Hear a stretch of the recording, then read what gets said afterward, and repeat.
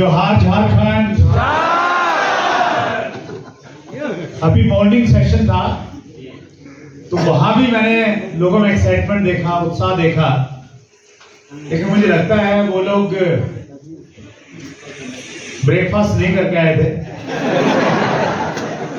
लेकिन आप पूरी तैयारी के साथ और पूरी एक्साइटमेंट के साथ में आए।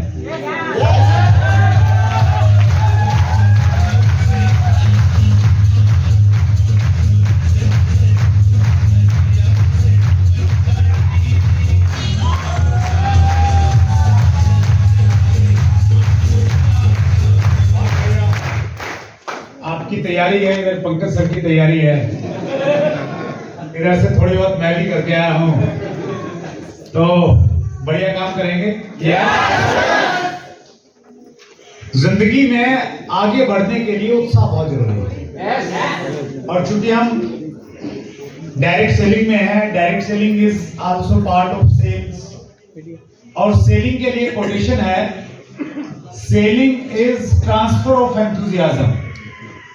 Selling is transfer of enthusiasm, यानी अगर आप अपने सामान को बेचना चाहते हो, अगर आप अपने सामान को बेचना चाहते हो, तो आप अपने उत्साह को सामने वाले व्यक्ति में स्थानांतरित कर दीजिए। यानी एक सेल्स पर्सन के पास में सबसे पहले प्रोडक्ट नहीं होना चाहिए, क्या होना चाहिए? उत्साह होना चाहिए, एक्साइटमेंट होना चाहिए, जोश होना चाहिए, एनर्जी होनी चाहिए। और अगर हम उस जोश को, उस एनर्जी को, उस उत्साह को अपने से निकाल के सामने वाले में ट्रांसफर कर देते हैं, तो हम उसको प्रोडक्ट बेचने में कामयाब हो जाते हैं, हम उसको अपने साथ में ज्वाइन करवाने में कामयाब हो जाते हैं। और यहाँ मुझे बहुत सारा उत्साह नजर आ रहा है।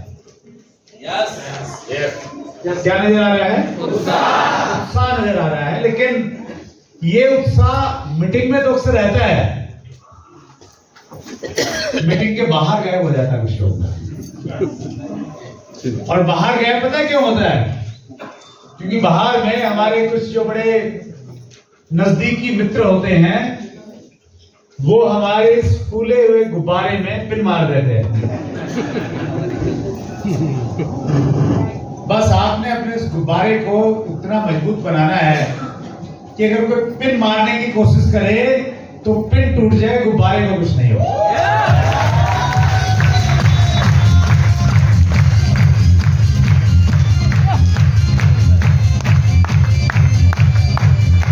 माइकल एंजेलो की एक स्टोरी से मैं अपनी बात शुरू करता हूं। ये घटना इटली की है, यूरोप की। वहां पे एक गांव था, लगभग 300-400 साल पुरानी घटना है संभवतः। उस गांव में एक चट्टान थी, जैसे आपके हजारीबाग के आसपास में चट्टान है, घाटियां हैं, तो इसी प्रकार का कोई छोटा गांव की कल्पना कीजिए, ऐसा कोई गांव था। वहां एक चट्टान थी पुराने टाइम से, पैदल जाते थे लोग, यातायात के साधन नहीं थे, तो वहां से जब भी लोग पैदल गुजरते तो गांव वाले उनको बोलते कि ये चट्टान है, बहुत लंबे समय से है, आप इस पे कुछ अगर क्रिएटिव कर सकते हैं तो कीजिए, क्योंकि इटली मूर्तिकारों के लिए फेमस है पूरी दुनिया में। शिल्पकार बहुत हुए हैं वहां से, तो वहां अक्सर शिल्पकार गुजरते तो गांव वाले उनसे कहते हैं, तो बहुत सारे लोगों ने उसको, उस चट्टान को देखा, और लगभग हर व्यक्ति ने ये कहा कि ये चट्टान त्रुटिपूर्ण है, इसमें कमियां हैं, इसमें खामियां हैं, इसमें से कुछ अच्छी चीज बन नहीं सकती। एक बार महान मूर्तिकार माइकल एंजेलो भी इस रास्ते से गुजरे। गांव वालों ने वही रिक्वेस्ट माइकल एंजेलो से की। माइकल एंजेलो ने उसको बहुत ध्यान से देखा चट्टान को, और उनको कुछ उसमें दिखाई दिया कि हाँ, इसमें कुछ हो सकता है। उनके थैले में हथौड़ी और छीनी, दो जो मुख्य औजार होते हैं किसी भी मूर्तिकार के, उन्होंने वो निकाले और उन्होंने उस पर काम करना शुरू किया। जिन लोगों ने भी बड़ा काम किया इस दुनिया में, उनकी खास बात ये रही है कि उन्होंने उस काम को डूब के किया है, जुनून के साथ, पागल खो गए उसमें। तो वैसे ही माइकल एंजेलो भी अपने काम में खोए हुए थे, मगन थे। एक छोटा सा बच्चा आया, पहले तो उनको देखता रहा, अब उन्होंने माइकल एंजेलो ने उस बच्चे की तरफ ध्यान नहीं दिया, तो उस बच्चे ने माइकल एंजेलो का कमीज पकड़ के ऐसे खींचा। तो माइकल एंजेलो ने पीछे देखा, पूछा हाँ क्या बात है? बच्चे ने पूछा माइकल एंजेलो से, तुम क्या कर रहे हो, इस पत्थर को क्यों तोड़ रहे हो? माइकल एंजेलो ने कहा, इस पत्थर में एक फरिश्ता मौजूद है, मैं उस फरिश्ते को आजाद करने का प्रयास कर रहा हूं। और उसी चट्टान जिसको बहुत सारे लोगों ने कहा था कि त्रुटिपूर्ण है, माइकल एंजेलो ने उसमें से स्टैच्यू ऑफ डेविड बनाया, जो पूरी दुनिया में प्रसिद्ध है और लोग इटली में स्टैच्यू ऑफ डेविड देखने के लिए जाते हैं।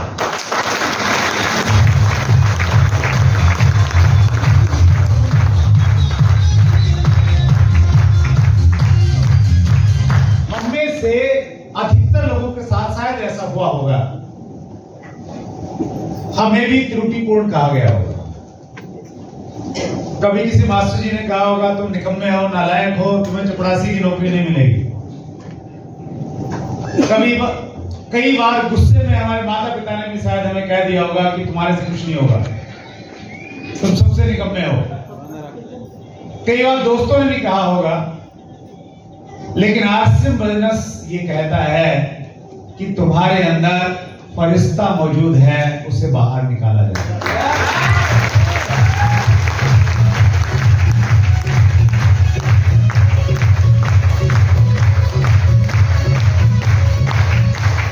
आसिम बर्नस ने बहुत सारे साधारण लोगों के अंदर से फरिश्ता निकाला है। विज्ञान ये कहता है, अध्ययन ये कहते हैं कि एक साधारण व्यक्ति अपनी पूरी जिंदगी में अपनी प्रतिभा का, अपने पोटेंशियल का 5 से 7% बाहर निकालता है। कितना? 5 से 7%। यानी हमारे अंदर जो काबिलियत है, जो हुनर है, उसमें से हम 5 से 7% बाहर निकाल पाते हैं, बाकी निकाल नहीं पाते, खत्म कर देते हैं अपने साथ। या तो वो जल जाता है या दफन हो जाता है। इसको यूं समझे, जब आप पैदा हुए, भगवान ने आपको 100 करोड़ रुपया दिया। कितने करोड़? 100 करोड़ रुपया आपको दिया कि ये 100 करोड़ मैं आपको देता हूं, तुम इसको अपनी पूरी जिंदगी में इस्तेमाल कर सकते हो, खर्च कर लो, जितना मर्जी कर लो, लेकिन आप अपने बच्चों को नहीं दे सकते।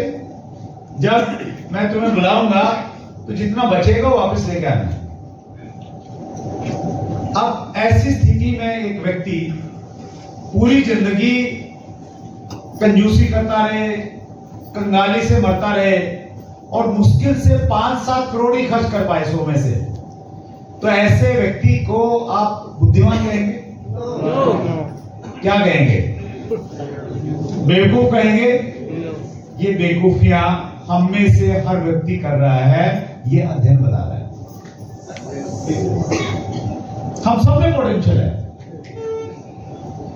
हम उसका इस्तेमाल नहीं कर पाते। जब ये बात मैंने पहली बार पढ़ी, मैं थोड़ा इसमें डीप में जाने की कोशिश की। मैंने कहा कि ऐसा कैसे संभव है, एक व्यक्ति में पोटेंशियल है, वो उसको निकाल क्यों नहीं पा रहा है? 2 मुख्य वजह है। पहली वजह यह है कि एक आम आदमी को उस पोटेंशियल का मालूम नहीं चलता कि उसके अंदर में इतनी अक्षमता है, कोई उसको बताता नहीं है। बताता है तो ये बताता है तो कुछ नहीं कर सकता, तो निकम्मा है, तो नालायक है, तूने आज तक कुछ नहीं किया। हेलो, और बताने वाले 2 उदाहरण हैं हमारे इतिहास में, ग्रंथों में ऐसा लिखा गया है कि हनुमान जी अपनी प्रतिभा को नहीं जानते थे, उनको मोटिवेट किया गया। राम जी की सेना में नल नील नाम के 2 योद्धा थे, उनकी प्रतिभा थी कि वो पत्थर को अगर पानी में रखते तो तैरने लग जाता था, तो वो भी भूल गए थे, वो भी जामन जी ने उनको याद दिलाया। तो ऐसे बहुत सारे उदाहरण हैं जब एक व्यक्ति के टैलेंट को उसको वो नहीं जानता था, लेकिन किसी तीसरे व्यक्ति ने उसको याद दिलाया तो उसका एहसास हुआ, उसने कुछ बड़ा कर दिया।